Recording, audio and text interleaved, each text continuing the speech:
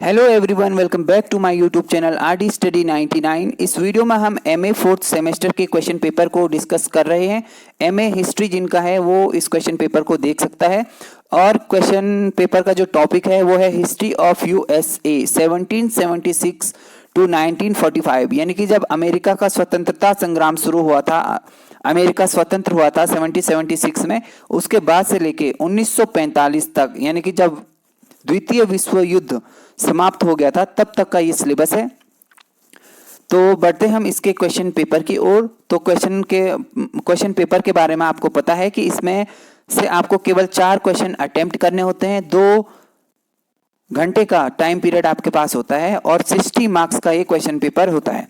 तो बढ़ते हैं हम हमारे क्वेश्चन की ओर। तो पहला क्वेश्चन है इसका, गृह युद्ध में कौन सा मुख्य सामाजिक मुद्दा सम्मिलित था, विस्तार से बताइए। यानी कि जो अमेरिकन सिविल वॉर हुई थी उसका मुख्य सामाजिक मुद्दा कौन सा था, उसके बारे में आपको विस्तार से बताना है। फिर क्वेश्चन नंबर 2 है, गृह युद्ध के पश्चात अमेरिका में पुनर्निर्माण का विस्तार से वर्णन कीजिए। यानी कि जब अमेरिकन सिविल वॉर हो गई थी उसके बाद अमेरिका का पुनर्निर्माण किस प्रकार से हुआ उसको आपने बताना है, डिस्क्राइब करना है यूएसए के बारे में। फिर अगर आप हमारे यूट्यूब चैनल से जुड़ना चाहते हैं तो चैनल को सब्सक्राइब जरूर करें। आप टेलीग्राम से भी जुड़ सकते हैं, लिंक आपको डिस्क्रिप्शन में मिल जाएगा। फिर क्वेश्चन नंबर 3 है, थियोडर रोजवेल्ट की वैदेशिक नीति की मुख्य विशेषताओं का वर्णन कीजिए। तो जो थियोडर रोजवेल्ट थे, इनकी जो फॉरेन पॉलिसी थी इसकी कौन कौन सी मुख्य विशेषताएं थी उसके बारे में आपको वर्णन करना है, उसके बारे में आपको डिस्क्राइब करना है।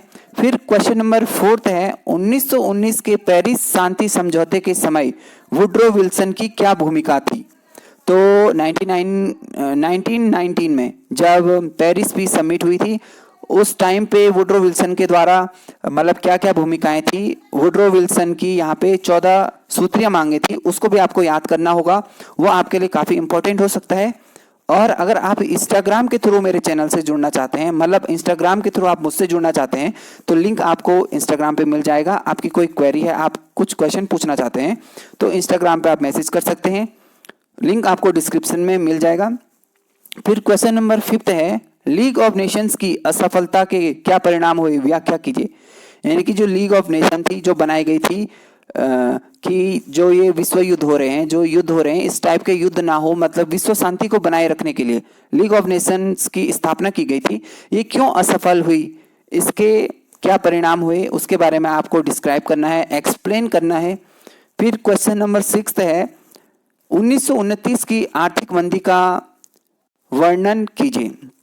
यानी कि जो इकोनॉमिक डिप्रेशन हुआ था 1929 में, उसका वर्णन करना है आपको कि पूरे विश्व पर उसका क्या प्रभाव पड़ा था। फिर क्वेश्चन नंबर 7 है, एफ.जी. रूजवेल्ट की न्यू डील नीति का संक्षिप्त में वर्णन कीजिए। तो जो न्यू डील पॉलिसी थी एफ.डी. रूजवेल्ट की, उसके बारे में आपको वर्णन करना है। आपको अमेरिका के 2 राष्ट्रपति के बारे में पढ़ना है, एक है थियोडर रोजवेल्ट जिसके बारे में हमने क्वेश्चन ऊपर देखा था, और सेकंड है एफ.डी. रूजवेल्ट। इनकी एक पॉलिसी थी न्यू डील की पॉलिसी, उसके बारे में आपको बताना है।